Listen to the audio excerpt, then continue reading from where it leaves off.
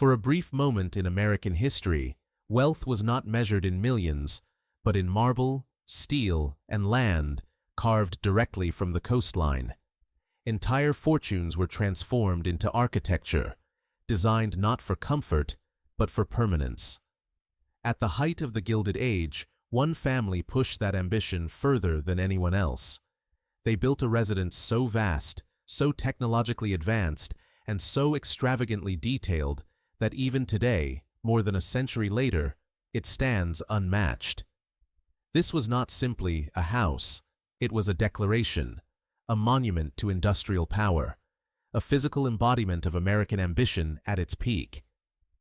In this documentary, we explore America's most expensive Gilded Age mansion ever built, how it came to exist, what it reveals about the era that created it, and why no private home like it could ever be built again. Before we begin, take a moment to subscribe, and if you appreciate deep dives into forgotten wealth, lost architecture, and the hidden mechanics of history, stay with us to the end. An entire era of American wealth can be traced not through balance sheets or stock ledgers, but through stone, through marble hauled across oceans, through steel hidden inside walls, through land claimed not for necessity, but for dominance.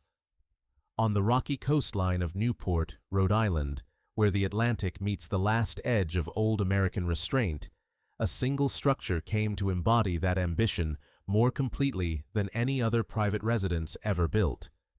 It was conceived not as a retreat, but as a statement, one meant to outlast its owners, its era, and even the fortune that made it possible. At the time of its construction, America was still defining what power looked like. Europe had castles, empires had palaces, the United States had industry.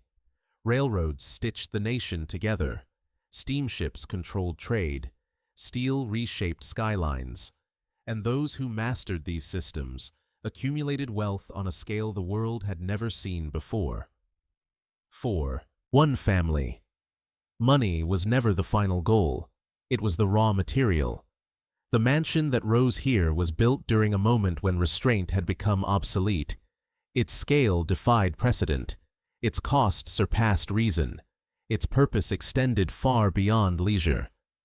This was a residence designed to rival the great houses of Europe, not in imitation, but in defiance, proof that American wealth no longer needed validation from the old world. Every decision was deliberate. The location alone spoke volumes. 13 acres of prime oceanfront land, chosen not for convenience, but for visibility. Positioned to command views of the Atlantic, the estate faced the rising sun, flooding its interiors with light during the short summer season it was designed to serve. This was not a year-round home. It existed for only a few weeks each year, when America's most powerful families migrated north to escape the heat, and each other. The structure itself rose like a fortress. Limestone walls, massive arches, and a symmetrical facade gave it the presence of a civic monument rather than a private dwelling. From a distance, it resembled something governmental, even ceremonial.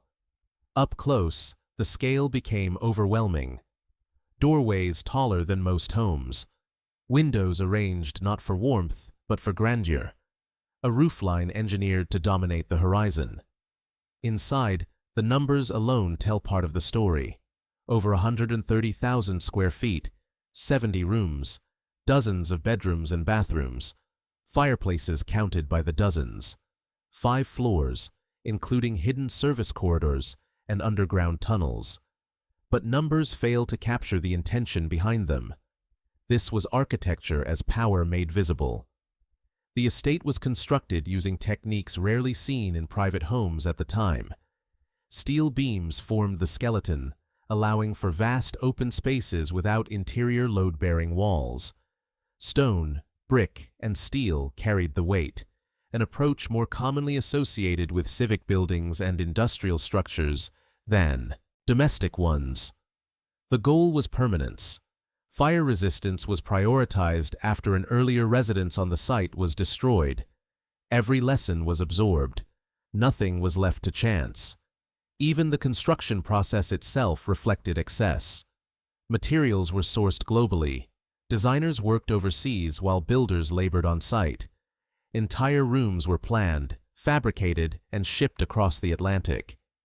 This was, in many ways, one of the earliest examples of a prefabricated luxury home, assembled piece by piece on American soil. But the house was never meant to be merely impressive. It was meant to function flawlessly. Electricity was installed at a time when most American homes still relied on gas or oil. Plumbing systems delivered not only fresh water, but hot and cold salt water drawn directly from the ocean. Heating required industrial-scale infrastructure, fueled by enormous quantities of coal each year. Hidden beneath the elegance was a mechanical heart more complex than that of many factories. Above all of this stood the symbolic core of the house. Its central hall rose vertically through the structure, a cube of space designed to overwhelm anyone who entered. It was here that guests were received, introduced, and assessed. This was where society functioned, where reputations were shaped, where marriages were negotiated, where power gathered under chandeliers heavy enough to require steel reinforcement. The mansion was not built to be lived in quietly. It was built to be seen. Every surface communicated status. Marble from multiple continents. Gold leaf applied not sparingly, but extensively. Ceilings painted to simulate open sky. Symbols embedded throughout the design, crests, motifs, patterns drawn from classical and esoteric traditions, quietly reinforcing ideas of legacy, continuity, and order. Yet even at its peak, the house contained the seeds of its own contradiction. It represented wealth at a scale that could not sustain itself indefinitely. It required armies of staff, endless maintenance, constant consumption. It existed only because the economic conditions of its time made such extravagance possible, and because those conditions were temporary. The mansion stands today as both achievement and warning. It is the physical record of a moment when American ambition reached its highest expression in private architecture, a moment when money became monument, when industry transformed into identity, when a family believed that stone, steel, and gold could fix their place in history forever. And in many ways, they were right. The fortune that built this house would fade, industries would change, inheritances would fracture, but the structure endured. Preserved not because it remained useful, but because it became undeniable. This is the story of how that happened. To understand why this mansion exists at all, it is necessary to understand the mindset that produced it. This was not an era of subtlety. The late 19th century rewarded those who moved faster, built larger, and dominated longer than their competitors. Wealth was not something to be hidden. It was something to be demonstrated. The family behind this estate had already reshaped the American economy long before a single stone was laid on this site. Their fortune did not come from inheritance, royal favor, or land grants passed down through generations. It came from movement, from ships cutting through water, from rails cutting through land, from an instinctive understanding that whoever controlled transportation controlled the nation itself. The founder of the dynasty rose from modest beginnings, armed with little formal education but relentless ambition. He recognized early that America's future would be decided not by old money but by infrastructure. Steamships first, then railroads. He connected cities, ports, and markets, transforming regional trade into a national system. By the time he died, his wealth had reached levels previously unimaginable in the United States. But for him, money was always a tool, not a destination. That distinction mattered, because it shaped what came next. His heir, often underestimated and dismissed, inherited not just a fortune, but an unfinished project. Where the founder built wealth, the next generation expanded it. The fortune doubled. Holdings multiplied. The family moved from industrial dominance into social supremacy. New York society, once guarded by old European lineages and established elites, was forced to make room. Yet, even that was not enough. By the time the third generation came into power, America had changed. Fortunes were larger, competition was fiercer, and social standing was no longer secured by money alone. It required visibility. Architecture became one of the clearest ways to achieve it. Newport, Rhode Island, became the stage. What had once been a quiet seaside town evolved into a seasonal capital of wealth. Families arrived each summer not simply to escape the heat, but to observe one another, to measure success, to signal dominance. Houses grew larger each year, more elaborate, more expensive. What began as summer cottages turned into palaces. In that environment, moderation became weakness. The decision to build this mansion was not reactionary. It was strategic. It was conceived as the final word. A house so overwhelming in scale and execution that no rival could outbuild it without absurdity. It was designed to end the competition by making further escalation pointless. And in many ways, it succeeded. The mansion was completed in the mid-1890s, rising from the cliffs as both residence and fortress. Its exterior alone communicated permanence. Indiana limestone, chosen for durability as much as appearance, wrapped the structure in pale solidity. The symmetry echoed classical European palaces, but the scale exceeded most of them. Inside, the experience was carefully controlled. Guests entered through spaces designed to disorient. Before, they impressed. The central hall rose vertically like an indoor plaza, its proportions intentionally exaggerated. Staircases were engineered not just for function, but for posture. Steps were slightly lower than average, forcing a slower, more deliberate descent. Movement itself became ceremonial. Light was choreographed. Morning sun poured through east-facing windows, activating gold leaf and polished stone. Chandeliers glowed not just with electricity, but with gas flames, redundancy built into luxury. Every technological advancement available at the time was integrated, often years before it became standard elsewhere. The mansion operated like a small city. Behind the scenes, an entirely separate world existed. Service corridors, hidden staircases, and underground tunnels allowed staff to move unseen. Kitchens were isolated for fire safety. Food traveled through controlled routes. Communication systems connected rooms through call boxes, speaking tubes, and early signaling mechanisms. The house anticipated needs before they were expressed. Nothing was accidental. Public rooms were designed for spectacle. Private rooms were intentionally restrained by comparison, though still extravagant by any modern standard. The belief was that rest required simplicity, even if that simplicity included carved marble tubs and silk-covered walls. The estate functioned at full capacity for only a fraction of the year. For roughly 2 months each summer, it hosted dinners, concerts, introductions, negotiations, and displays of power that shaped American high society. The rest of the year, it stood mostly empty, maintained, guarded, waiting. That alone speaks to the scale of wealth involved. Maintaining such a structure required dozens of full-time staff. Heating alone consumed hundreds of tons of coal annually. Water systems relied on rain collection, municipal supply, and ocean intake. Electricity was generated and distributed through systems more advanced than those, serving entire neighborhoods elsewhere. And yet, even as this house reached its peak, the world around it was already shifting. The forces that created such concentrated wealth were beginning to destabilize it. Industries evolved. Regulations emerged. Public sentiment changed. Inheritance diluted fortunes once thought inexhaustible. What seemed permanent revealed itself to be fragile.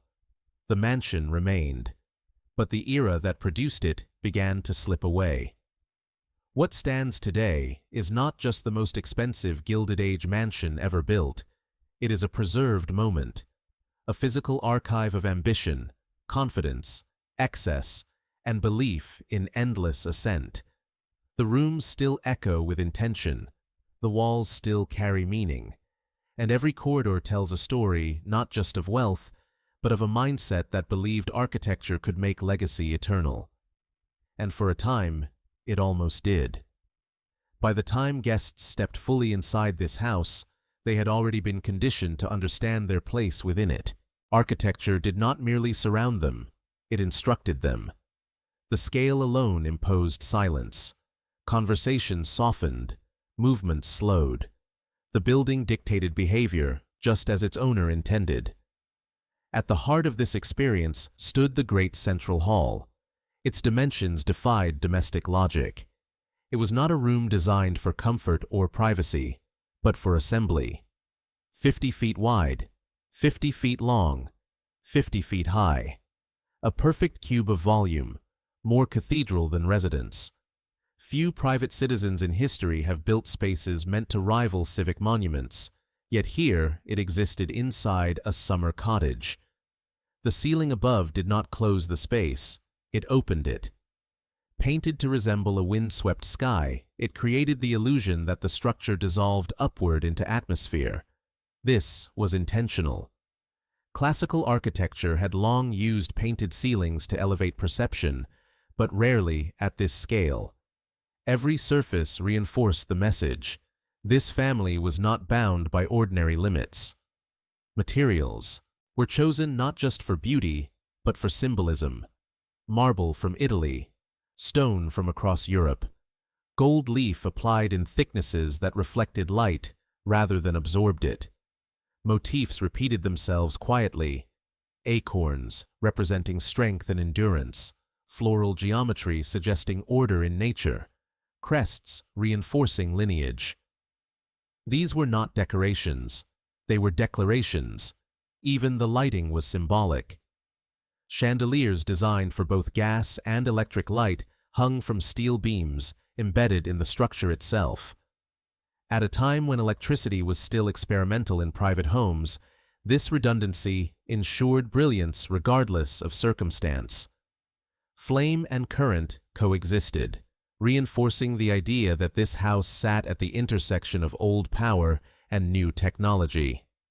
From this central space, the public rooms unfolded in deliberate sequence. The formal dining room was among the most overwhelming.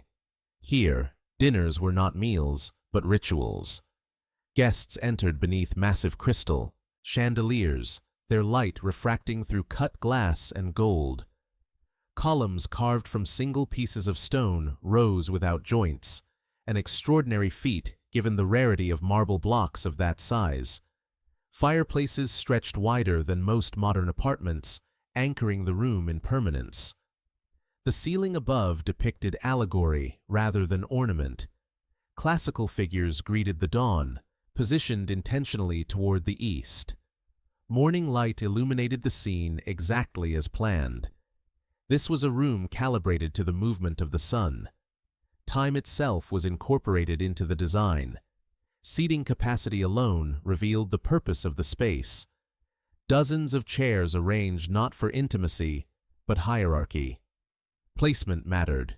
Visibility mattered. Who sat where conveyed status without a word being spoken. This was power expressed through furniture. Beyond the dining room lay the machinery that made such excess possible. Butler's pantries with skylights, china rooms stacked with priceless porcelain, heating boxes to keep food warm while guests lingered, call systems connecting every corner of the house to the staff below. Nothing was improvised. Every inefficiency had been eliminated through design. The kitchen, unusually placed above ground, was a testament to lessons learned from disaster. Fireproofing dictated its isolation. Heavy doors sealed odors away from public spaces. Food passed through small apertures rather than open halls. Cast iron stoves burned coal continuously, requiring strength and endurance from those who worked them. This was not a romanticized past. It was labor on an industrial scale. Yet even these utilitarian spaces were extravagant by contemporary standards. Windows overlooked the ocean. Floors were tiled with care. Proportions exceeded those of most family homes of the era. Even unseen areas reflected wealth. Rooms dedicated to leisure followed. The billiards room, clad in marbles chosen to evoke the sea, was where men withdrew after formal dinners. Cigars, conversation, and strategy filled the air. Politics were discussed here. Business deals were hinted at. Alliances were tested. The room's design reinforced calm authority. Nautical motifs reminded occupants where their wealth originated, from ships, trade, and movement. Nearby, smaller spaces softened the experience. Grottos beneath staircases, breakfast rooms styled after French salons, morning rooms where women gathered beneath platinum-painted walls, and depictions of muses. These were spaces of transition, balancing the overwhelming grandeur of the central hall with moments of refinement. Art was not collected casually.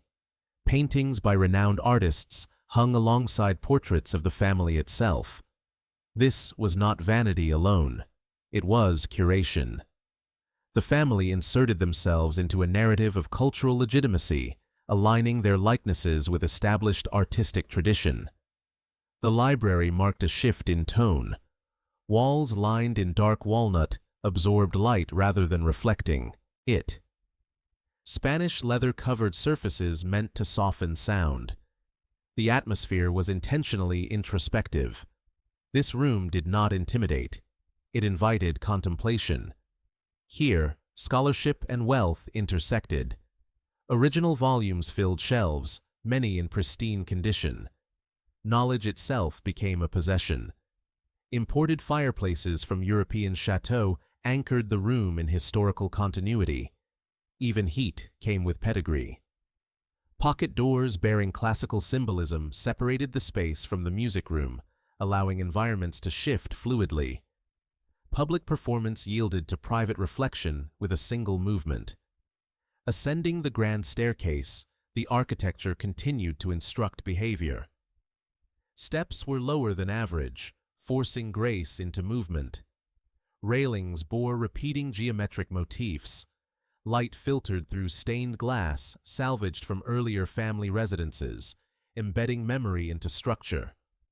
Portraits lined the ascent, telling a story of lineage as one physically moved upward, through the house. Above the public spectacle lay the private realm. Bedrooms were deliberately restrained in comparison to the grand spaces below, though still extraordinary by any measure. The philosophy was clear. Public life demanded grandeur. Private life demanded restoration. Walls softened, ceilings lowered, colors warmed. Yet luxury remained embedded everywhere. Bathrooms alone revealed how far beyond their time these spaces were. Hot and cold water, fresh and salt water, marble tubs carved from single blocks of stone, plumbing systems that rivaled small municipalities. Bathing became ritual, recovery, and indulgence all at once. Family members occupied separate quarters, reflecting social norms of the era. Privacy was preserved even within marriage. Dressing rooms and changing chambers emphasized routine and order. These were not spontaneous lives. They were structured, scheduled, and supported by dozens of unseen hands. Bedrooms extended into suites, connecting through corridors that allowed movement without crossing public spaces. Children occupied entire wings. Guest rooms multiplied across floors, many numbered like hotel accommodations. Hosting was not incidental. It was foundational. Loggias opened toward the Atlantic, transforming sea air into part of the architecture itself. During summer months, windows stood open, allowing breezes to travel through the house, cooling massive spaces naturally. The building breathed. Design anticipated climate long before modern systems existed. The third floor revealed the true scale of hospitality. Guest wings stretched deep into the structure. Bedrooms varied in style, but not in quality. Stonework continued even where few visitors would linger. Bathrooms remained lavish. Terraces overlooked lawns that met the ocean directly. To wake here was to be reminded immediately of privilege. Staff quarters existed in parallel, hidden yet essential. Entire staircases, corridors, and service wings ensured that the operation of the house remained invisible to guests. Staff were not meant to be seen, only felt through seamless service. Dozens of workers maintained the illusion: cooks, maids, valets, groundskeepers, engineers. The house functioned because labor never stopped. Even when the family was absent, the building required constant attention. Beneath all of this lay another world entirely. Tunnels extended below the estate, connecting service buildings, mechanical systems, and storage areas. Boilers burned continuously. Coal chutes fed furnaces that heated vast volumes of air and water. Pipes thicker than a man's arm carried heat throughout the structure. Skylights illuminated spaces that could have been subterranean voids, reinforcing the philosophy that even unseen places deserved care. Electrical switchboards controlled current in an era when electricity itself was still contested. Marble panels prevented heat conduction. Early elevator systems operated hydraulically before transitioning to electric. Speaking tubes allowed communication between floors decades before intercoms became common. The house was, in effect, a prototype for modern living, scaled to an extreme. Water systems alone bordered on absurdity. Rainwater collected beneath terraces. Salt water pumped directly from the ocean. Gravity-fed distribution systems delivered water to dozens of bathrooms. Few American cities had infrastructure this advanced at the time. Preservation efforts today reveal another layer of meaning. Furniture is cataloged, restored, and studied. Paint samples are analyzed, varnishes tested, carving styles compared to identify individual craftsmen. The house continues to teach, not just about wealth, but about collaboration, technique, and ambition. This structure survived fires, economic collapse, shifting values, and cultural backlash against excess. It endured because it became more than a home. It became a document. Architecture, at its most powerful, freezes intention in physical form. It captures belief systems. It preserves priorities. It records what a society valued when it had the freedom to choose extravagance over restraint. This mansion is not remarkable merely because it was expensive. It is remarkable because it was possible, because an entire economic system aligned to allow one family to convert industrial dominance into stone, steel, and space. Such alignment will likely never occur again. Today, the house stands not as a symbol of ongoing power, but as a mirror. It reflects an era when ambition was unchecked, when scale equaled success, and when permanence felt achievable through construction alone. Walking its halls now, one feels both awe and distance. The craftsmanship inspires, the excess unsettles, the confidence feels foreign, and that is precisely why it matters. This house does not belong solely to the family that built it. It belongs to history. It belongs to a moment when America believed it could rival any empire, not through crowns or conquest, but through industry transformed into architecture. And in stone, that belief still stands. What ultimately makes this mansion singular is not just its scale or its cost, but the moment in history it represents, the precise point where American industrial power crystallized into physical form. Before this era, wealth moved. It flowed through ships, railways, factories, and markets. Here, it stopped. It hardened. It became architecture. This transformation carried consequences. The very systems that allowed such a residence to exist also ensured that it could not last as a private way of life. Industrial fortunes were fast, volatile, and deeply tied to individuals rather than institutions. Unlike European aristocracies, which had centuries to adapt estates to changing realities, American dynasties rose too quickly to develop the same structural resilience. The mansion required constant consumption, fuel, labor, maintenance, attention. Its brilliance depended on uninterrupted flow of money, resources, and people. The moment any one of those streams weakened, the model began to strain, and weaken they did. As the 20th century approached, the world outside these limestone walls began to change rapidly. Public attitudes toward extreme wealth shifted. Progressive reforms challenged monopolies. Taxation evolved. Labor movements gained strength. The idea that one family could command such disproportionate resources without scrutiny slowly eroded. Inside the house, traditions continued. Seasons came and went. Guests arrived and departed. Music echoed through rooms built for acoustics rather than intimacy. But the undercurrent was changing. What had once felt inevitable began to feel excessive. The next generation inherited not only an estate, but its obligations. Maintaining such a property was no longer an unquestioned privilege. It became a logistical and financial challenge. The staff remained essential. The systems remained demanding. But the social rewards diminished. The house outlived the lifestyle it was built to support. By the early 20th century, many similar estates across Newport and New York faced uncertain futures. Some were abandoned. Others were demolished.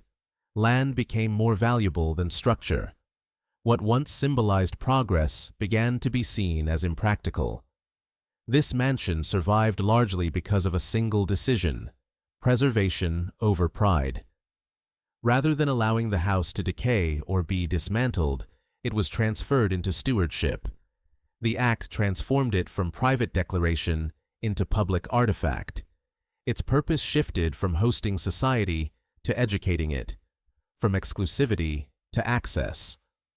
In doing so, the house gained a second life.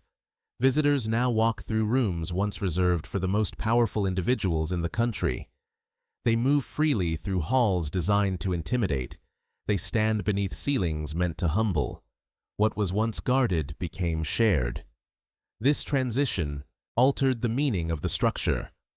No longer a weapon of social dominance, it became a lens through which to examine American ambition. Every detail invites questions. Why build this large? Why invest this much? Why believe that architecture could substitute for legacy? The answers are embedded everywhere. They appear in the obsessive symmetry, in the redundancy of systems, in the way public spaces dwarf private ones, in the separation between those who lived comfortably and those who labored invisibly, in the belief that permanence could be engineered. Even the underground tunnels tell part of the story. They reveal how much effort was required to sustain the illusion above, how many unseen hands were necessary to keep surfaces gleaming and rooms warm, how modern comfort has always depended on invisible labor. The preservation rooms add yet another layer. There, furniture is not merely repaired, it is studied. Every scratch, every pigment, every joint is examined for clues. Craftsmen left fingerprints in wood and stone that still speak today. The house becomes a collaborative record of hundreds, perhaps thousands, of skilled workers whose names history rarely records. This perspective complicates the narrative. The mansion is often framed as a symbol of individual wealth, but it is equally a monument to collective effort. It could not exist without global supply chains, immigrant labor, artisanal skill, and industrial logistics. It is American capitalism made physical, brilliant, unequal, ambitious, and dependent. Standing within its walls now, one feels the tension between admiration and critique. The craftsmanship inspires reverence. The waste unsettles. The confidence feels alien to a modern world shaped by uncertainty. Yet there is clarity here, too. The house knows what it is. It does not apologize. It does not hide. It was built during a time when belief in progress was nearly absolute. Steel would solve problems. Electricity would conquer darkness. Scale would guarantee security. If something could be built larger, stronger, and more complex, it must therefore be better. The mansion embodies that logic completely. But history tested those assumptions. Economic crashes revealed fragility. World wars shifted priorities. Social reforms redistributed power. The idea that architecture alone could preserve status proved false. Legacy required adaptation, not just stone. And yet, the structure remains. That endurance complicates easy conclusions. For all its excess, the mansion succeeded in at least one goal. It lasted. It became permanent in a way few private ambitions ever do. Not as a living tradition, but as a preserved truth. Architecture, at this scale, becomes memory. It allows future generations to encounter an era not through text alone, but through space, through sound, through light, through proportion. One can feel how intimidating wealth once was, how deliberate its displays were, how confident its creators felt. This sensory experience cannot be replicated digitally or intellectually. It requires presence. Walking the length of a corridor, standing at the center of the Great Hall, descending stairs designed to slow your body without you realizing why. The house teaches without speaking. It teaches that ambition is inseparable from belief, that societies reveal themselves most honestly through what they build when they feel unstoppable, that wealth, when unchecked, seeks immortality. It also teaches restraint by contrast. No modern private residence attempts this scale, not because it is impossible, but because the conditions that made it acceptable no longer exist. Regulation, taxation, public perception, and economic structure have changed the equation. The appetite for such overt dominance has diminished. What replaced it is quieter, more efficient, less theatrical, and something was lost in that transition. Not the excess, perhaps, but the audacity, the willingness to think in centuries rather than quarters, to build not for resale, but for memory, to imagine permanence even when history rarely grants it. This mansion stands at the edge of that lost mindset. It marks the moment when American wealth believed it could become timeless, and learned, eventually, that even stone must adapt. Yet despite everything, the structure continues to draw people in, year after year, generation after generation, not because it promises comfort, but because it offers perspective. It shows how far ambition can reach, and how fragile it can be. In the end, this is why it remains the most expensive Gilded Age mansion ever built, not just in dollars, but in consequence. It cost more than money. It cost certainty. It cost continuity. It consumed an era's belief in endless ascent and preserved it in limestone and marble. What we inherit now is not a lifestyle, but a lesson. A reminder that architecture is never neutral, that buildings carry ideology, that space shapes behavior, and that, when a society builds at its most extreme, it reveals exactly what it values. This house valued permanence, visibility, control, order, and above all, belief, in progress, in industry, in itself. That belief no longer governs the world we live in, but within these walls, it still echoes. Time has a way of softening even the most radical expressions of power. What once felt confrontational becomes contemplative. What once dominated conversation becomes context. Standing inside this mansion today, the overwhelming sensation is no longer intimidation. It is distance. Not physical distance, but psychological. The mindset that created this place feels almost alien to the modern world, and that distance is revealing. The people who built this house believed deeply in hierarchy, not merely social hierarchy, but natural hierarchy. They believed that success followed merit, that dominance followed vision, and that those who reached the top had earned the right to remain there. Architecture became the physical confirmation of that belief. Stone was certainty. Steel was order. Scale was justification. There was little concern for optics beyond admiration. Excess was not hidden or softened. It was emphasized. If something could be larger, it should be. If it could be rarer, it must be. If it could be imported, it would be. This was not insecurity masquerading as confidence. It was confidence unchallenged. The Gilded Age allowed that confidence to flourish because the systems beneath it were still expanding. Markets were growing. Territory was vast. Regulation was minimal. Consequences lagged behind ambition. For a time, it truly felt as though growth had no ceiling. That illusion is written into every corridor of this house. The repetition of sacred geometry, classical references, and mythological symbolism reflects a belief that wealth aligned naturally with higher order. That prosperity was not random, but cosmically justified. The house does not simply display money, it sanctifies it. Power is framed as destiny rather than circumstance. This belief was not unique to one family. It was cultural. Across the country, similar logic played out in smaller forms. Mansions rose in cities, estates spread across countryside, infrastructure expanded without pause. America imagined itself as a permanent ascent, always building, always improving, always winning. What makes this mansion exceptional is not that it shared that belief, but that it expressed it completely. There are no concessions here, no modesty, no anticipation of decline. The house was not designed to scale down, adapt, or transition. It assumed continuity. It assumed relevance. It assumed that the future would resemble the present, only grander. History rarely cooperates with such assumptions. When economic realities shifted, the structure did not change, but its meaning did. What was once cutting edge became inefficient. What was once aspirational became impractical. What was once celebrated became questioned. And yet, demolition was resisted.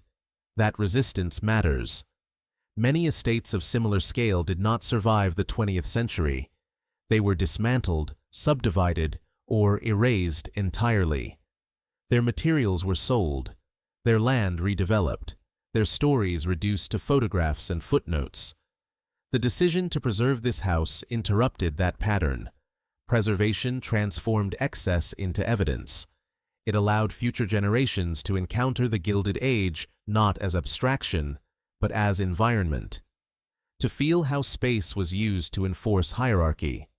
To observe how design managed perception. To recognize how luxury depended on invisibility, of labor, of cost, of consequence. Walking through the preserved rooms, one begins to notice subtleties that spectacle initially obscures. Doorways widen or narrow depending on who was meant to pass through them. Sightlines reveal who was meant to be seen and who was meant to disappear. Materials shift as one moves from public to private to service spaces. Opulence fades gradually, never abruptly, reinforcing social gradients without needing explicit instruction. This is architecture as social engineering. The staff staircases are steeper, narrower, more direct. They prioritize efficiency over ceremony. The main staircases slow movement, encourage posture, and frame the body as part of the display. Even walking becomes performative. Such details are not accidents of design. They are its purpose. The mansion teaches that power is most effective when it feels natural, when those within it accept roles without question, when space itself reinforces expectation. This lesson feels unsettling today Because modern culture prizes flexibility, visibility, and equality of access. The house does not share those values. It represents a world where separation was essential to order, where visibility was privilege, and where access was carefully rationed. And yet, people remain drawn to it.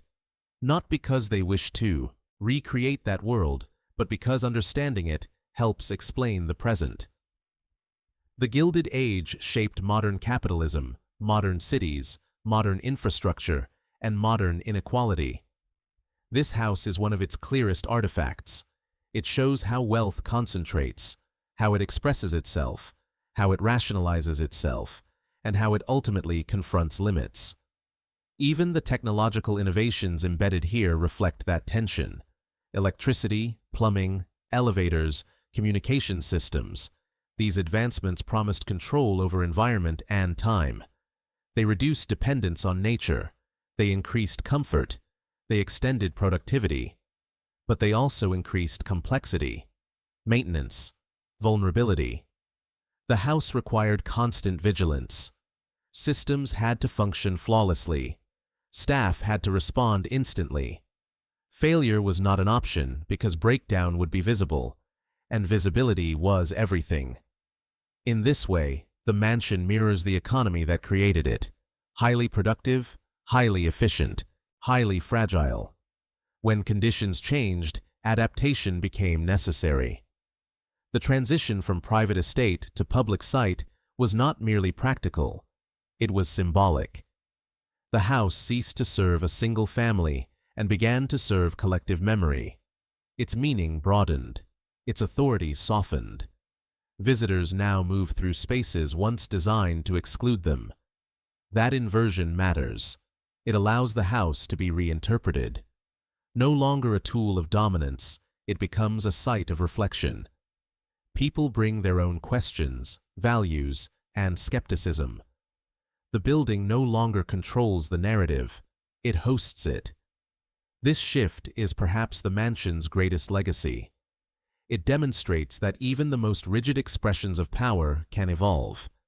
That preservation does not require endorsement. That beauty and critique can coexist. Standing beneath ceilings painted to simulate open sky, one can admire the craftsmanship without longing for the social order that produced it. One can acknowledge ambition without romanticizing inequality. One can appreciate permanence while recognizing impermanence. The house holds all of this at once. It is tempting to view the Gilded Age as an anomaly, a brief explosion of excess never to be repeated. But that framing is incomplete. The impulses that shaped it persist.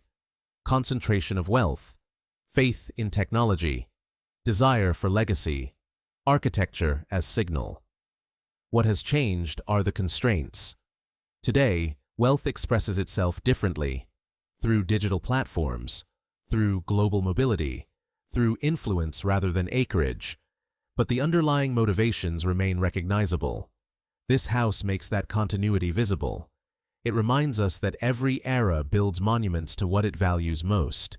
Some are physical, some are virtual, some endure, some vanish. This one endured because it captured something foundational, not virtue, not morality, but belief. Belief in progress without end, belief in hierarchy without challenge, belief that scale could substitute for permanence.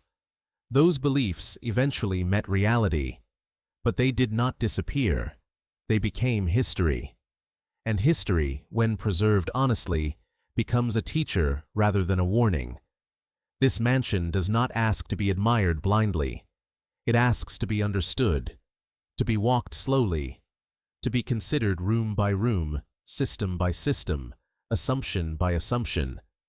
It invites us to ask what we would build if we believed our moment would last forever, and what that belief would say about us. There is a quiet irony in how this house is experienced today.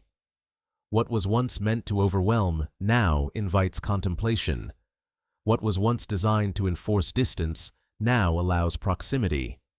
Visitors linger where they were once expected to pass quickly. They pause beneath ceilings intended to command awe and instead ask questions. Not about how impressive the space is, but about why it was built this way at all. That shift in perspective is perhaps the most revealing transformation of all. In its original life, this mansion functioned as a filter. It separated insiders from outsiders with precision. Invitations mattered. Introductions mattered. Placement within rooms mattered. Every event hosted here was an exercise in social calibration. Who arrived? Who was seen? Who was remembered? The house was not neutral ground. It was an instrument. Introductions staged on staircases were not romantic gestures. They were strategic ones. Descending slowly into the great hall forced attention. Movement became theater. The architecture ensured that individuals were framed at their most impressive, at the exact moment society needed to see them. The house amplified status. Sound was managed as carefully as sight. Music rooms were designed for resonance. Conversations carried without echo. Silence could be imposed simply by scale. The building shaped not only what was seen, but what was heard and what was felt. Even leisure was curated. Games were played in rooms themed to reinforce identity. Reading occurred in spaces designed to signal intellect. Music was performed beneath allegories of harmony and order. Nothing existed without narrative reinforcement. The house constantly reminded its occupants who they were supposed to be. This level of intentionality is rare today. Modern luxury often prioritizes comfort, privacy, and efficiency. This mansion prioritized perception. Comfort existed, but it was secondary. Privacy existed, but it was segmented. Efficiency existed, but only where it remained invisible. The goal was not ease, it was control. That control extended into time itself. The house was seasonal, yet monumental. It existed intensely for a brief window each year, then receded into silence. This rhythm mirrored the social calendar of its occupants. Presence was concentrated. Absence was prolonged. Anticipation became part of the experience. To own such a house was to accept a life structured around it. Maintenance did not pause when the family left. Staff remained. Systems ran. Gardens were tended. The house demanded loyalty even in emptiness. It was never dormant, only waiting. Over time, that demand became unsustainable. As generational priorities shifted, the burden of such a structure became clearer. What had once symbolized success began to represent obligation. New forms of wealth favored mobility over permanence, influence over inheritance, flexibility over tradition. The house did not fail, it was outgrown. Preservation rescued it from irrelevance, but also reframed its meaning. Once isolated by privilege, it became accessible by curiosity. Once protected by gates, it became interpreted through guides, archives, and scholarship. This democratization of access does not diminish the house, it completes it. Because the true value of such a structure is not in ownership, but in understanding. It allows us to examine how power once functioned when it felt unquestioned, how space was used to normalize inequality, how beauty and imbalance coexisted without friction. These are not comfortable realizations, but they are necessary ones. The mansion also complicates modern assumptions about sustainability and waste. On one hand, it represents excess on a staggering scale. On the other, it has endured longer than countless modest buildings constructed later. Its materials were chosen to last centuries. Its systems, while outdated, were built for longevity. It raises uncomfortable questions. Is permanence inherently wasteful, or does disposability define modern excess? Is scale the problem, or intention? Is the issue how much was built, or why? The house does not answer these questions directly. It presents evidence and allows interpretation. Walking through its tunnels, one sees foresight, redundancy, planning for disaster, learning from failure. These are not careless traits. They reflect intelligence applied without restraint. That distinction matters. The Gilded Age is often reduced to caricature: robber barons, unchecked greed, opulence without conscience. While those elements existed, they do not fully explain the sophistication present here. This house was not improvised. It was engineered, conceptualized, refined. That makes it more unsettling, not less. It suggests that excess can be rational, that inequality can be organized, that beauty can coexist with imbalance without contradiction. And that is precisely why such spaces are worth preserving. They challenge simplified narratives. They force confrontation with complexity. They resist easy moral conclusions. Standing in the wine cellar, surrounded by bottles dating back over a century, one is reminded that this house was never static. It was lived in, used, adapted. It hosted joy, ambition, boredom, rivalry, and routine. It was not frozen in its own time. It moved through it. That humanity matters.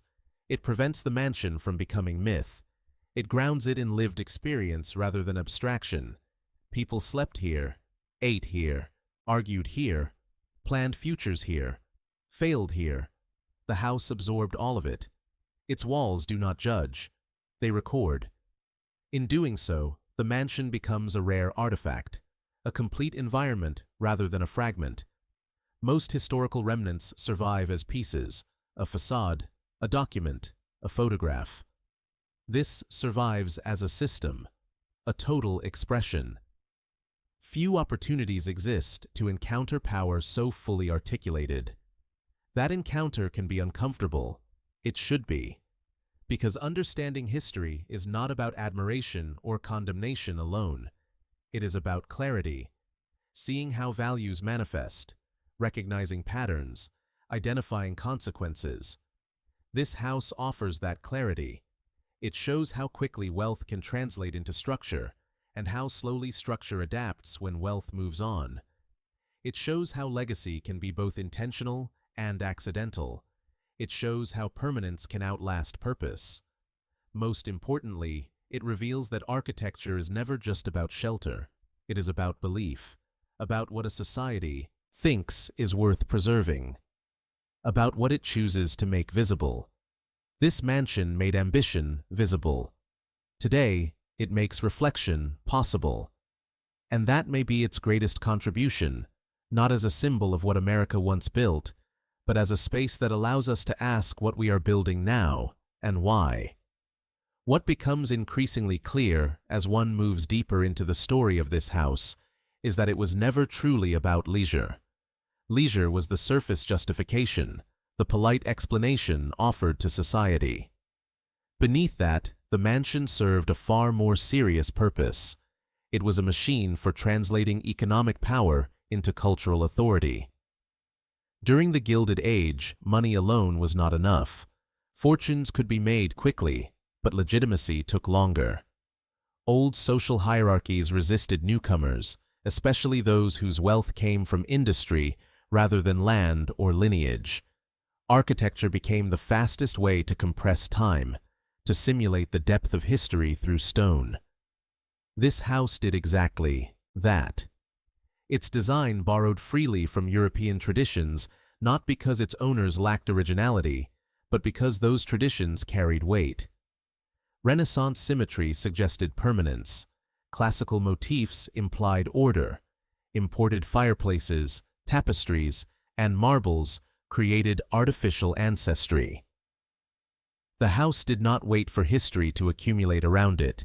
It manufactured history instantly. Guests understood this instinctively. When they entered, they were not simply visiting a residence. They were stepping into a narrative where wealth, culture, and destiny aligned seamlessly. The house told them that its owners belonged at the top, not temporarily, but naturally. This is how power stabilizes itself, by feeling inevitable. The sheer completeness of the estate reinforced that inevitability. There were no rough edges, no visible compromises. Public rooms dazzled, private rooms reassured, service spaces operated silently, mechanical systems eliminated inconvenience. The experience was frictionless by design. Friction creates doubt. Doubt undermines authority. In this house, doubt had nowhere to land. Even moments of rest were carefully structured. The transition from grand hall to morning room to loggia softened the emotional intensity without breaking the spell. Views of the ocean reminded guests that this power was not landlocked or local. It faced outward, toward trade, expansion, and global reach. The Atlantic itself became part of the story. Looking east, one was reminded that American wealth no longer existed in isolation. It flowed across oceans. It competed internationally. It belonged on the same stage as European empires. The house's orientation made that claim silently, every morning, as light poured in. At night, artificial light took over. Chandeliers glowed where most of the country still relied on lamps. Electricity here was not just convenience. It was proof of modernity. A signal that this household lived at the frontier of progress. Progress, however, is rarely neutral. The same forces that enabled such comfort also intensified inequality elsewhere. Railroads displaced communities. Industrial labor extracted human cost. Monopolies concentrated power. None of this was visible from the loggia or the music room. Distance insulated perception. The house did not lie, but it omitted. That omission is part of its story. The Gilded Age was defined as much by what was hidden as by what was displayed. Tenement housing rose alongside mansions. Labor unrest grew beneath ballrooms. Economic volatility simmered behind stable facades. The mansion represents one side of that dual reality, immaculately. Today, with hindsight, we see the full picture more clearly. What once felt like triumph now feels transitional. The house marks the apex of a particular economic philosophy, one that believed concentration of wealth was both natural and beneficial. That belief did not survive intact into the 20th century. As reforms emerged, as public scrutiny increased, and as wealth fragmented through inheritance, the model fractured. The house remained physically intact, but its ideological foundation weakened. This is where its meaning shifts again. As a preserved site, the mansion no longer argues for its worldview. It exposes it. It allows visitors to interrogate assumptions that once went unquestioned. Why should one family control such resources? Why should comfort depend on invisibility of labor? Why should permanence belong to the few? These questions are not answered directly, but they echo in every space. The staff quarters, for example, reveal a parallel existence within the same structure. Functional, efficient, restrained. Lives unfolded here too, but without spectacle, without ceremony, without marble tubs or painted ceilings. Both worlds coexisted, separated by walls and corridors, yet utterly dependent on one another.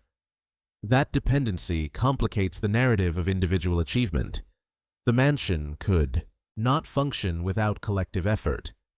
Hundreds of workers contributed to its construction. Dozens sustained its operation. Countless others supported the industries that funded it. Wealth concentrated at the top, but labor dispersed beneath. The house makes this imbalance visible, not through critique, but through contrast. Preservation ensures that contrast remains legible. Unlike photographs or written accounts, space communicates viscerally.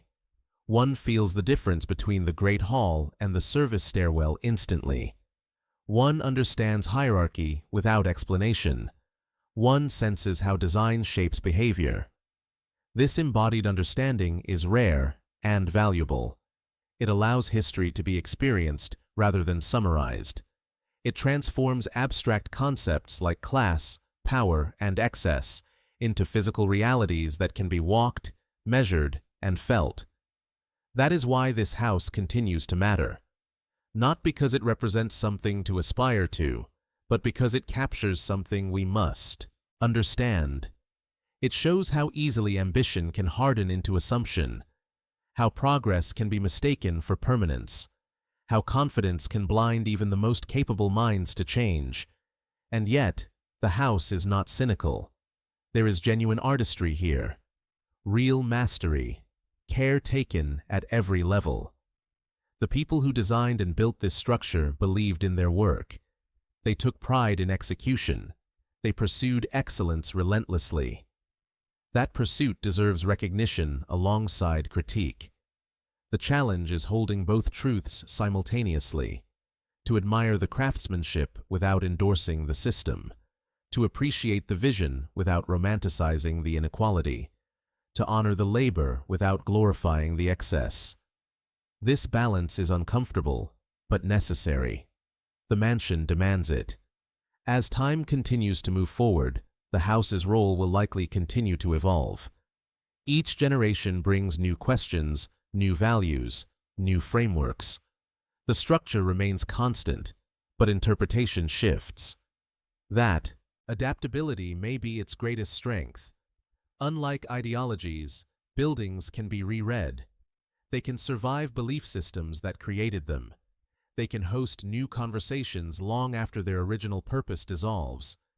This house has done exactly that. It no longer declares dominance. It invites inquiry. It no longer enforces hierarchy. It reveals it. It no longer promises eternity. It offers perspective. And perhaps that is the most enduring legacy any structure can achieve.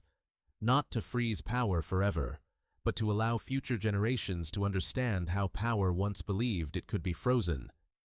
In that sense, this mansion has transcended its origins. It has become more than a symbol of wealth. It has become a tool for reflection, a place where ambition, artistry, labor, and consequence converge. A reminder that every era builds monuments to its values, and that those monuments, if preserved honestly, will one day ask questions their creators never anticipated, and we are still answering them. As the story of this house continues to unfold, what becomes impossible to ignore is how deliberately it was positioned between two worlds, one fading, one emerging. It borrowed the visual language of Europe while relying entirely on American industry to make that language possible. In doing so, it exposed a quiet tension at the heart of the Gilded Age, a desire to appear timeless while racing headlong into the future. This contradiction shaped every aspect of the mansion. The classical references spoke of permanence, tradition, and order. The technology hidden behind the walls spoke of speed, disruption, and change. Marble columns suggested centuries of stability. Electrical wiring suggested a world transforming faster than anyone could fully control. The house existed at the crossroads of nostalgia and innovation. That balance was fragile. The owners understood that wealth built on industry did not carry the same cultural legitimacy as wealth inherited through bloodlines. Architecture became the bridge. If history could not be inherited, it could be constructed. If lineage could not be claimed, it could be implied. The house functioned as proof of arrival, but arrival is not the same as permanence. As decades passed, the industrial landscape that created such fortunes began to evolve. Transportation networks matured, competition increased, government oversight expanded. The explosive growth that once fueled unimaginable wealth slowed into something more regulated, more predictable, and less forgiving. The house did not change, but the context did. What once felt like the natural expression of success began to feel out of step with the times. The scale that once impressed now raised eyebrows. The labor required to maintain such a structure became harder to justify.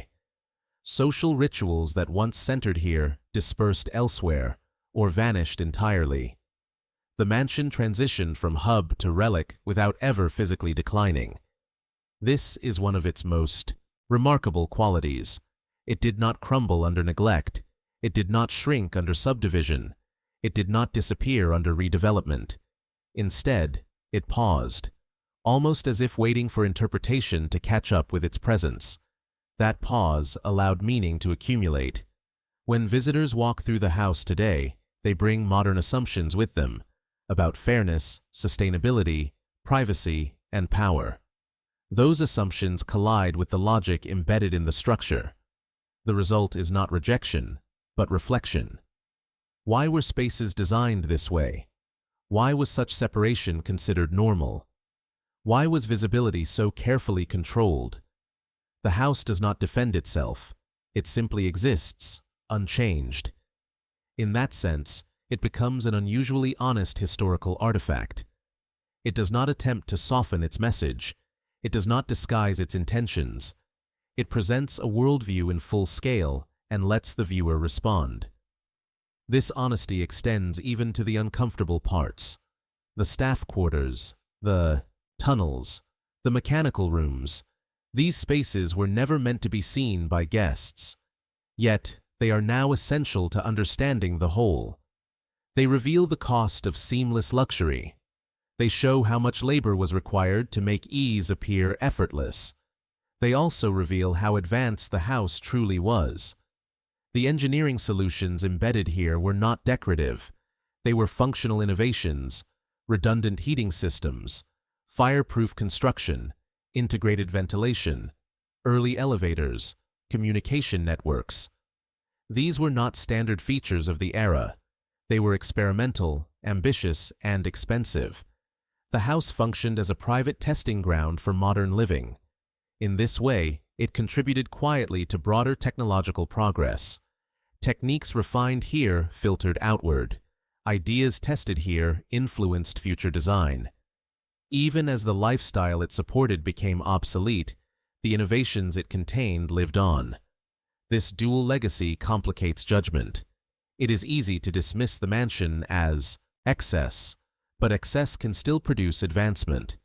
It is easy to admire the craftsmanship, but craftsmanship can still serve inequality. The house exists in that gray space where progress and privilege overlap. That overlap is uncomfortable, but it is real. The Gilded Age did not produce only villains or visionaries. It produced both, often within the same individuals. Ambition drove innovation. Innovation concentrated power. Power reshaped society. Society responded. The mansion captures that entire cycle in one place. It begins with belief, belief in industry, belief in progress, belief in hierarchy. It moves through expression, architecture, technology, ritual. It ends in transformation, preservation, reinterpretation, reflection. Few structures offer such a complete arc, and that is why this house continues to draw attention long after its original purpose faded. It is not frozen in triumph or shame. It is suspended in meaning. Each generation approaches it differently. Some see inspiration. Some see warning. Some see beauty. Some see imbalance. All of those responses are valid. What matters is that the house invites them. It reminds us that architecture is one of the most enduring ways humans communicate values. Long after words fade, buildings speak. They tell us what mattered enough to be made permanent. They show us where resources flowed. They reveal who was prioritized and who was not. This mansion speaks loudly. It tells us that at one moment in American history, confidence outweighed caution. That scale was equated with success. That permanence was pursued through material rather than adaptability. It also tells us that no structure, no matter how vast, can fully control its legacy. Meaning evolves. Context shifts. Interpretation changes. What was once a private assertion becomes a public question. And perhaps that is the most honest outcome possible. The house no longer exists to prove greatness. It exists to be examined, to be walked, slowly, to be questioned, to be understood not as an aspiration, but as a record. A record of what happens when ambition believes itself limitless. A record of how power chooses to represent itself. A record of an era that reached as high as it could, and left behind stone, steel, and silence for us to interpret. And in that silence, the house continues to speak.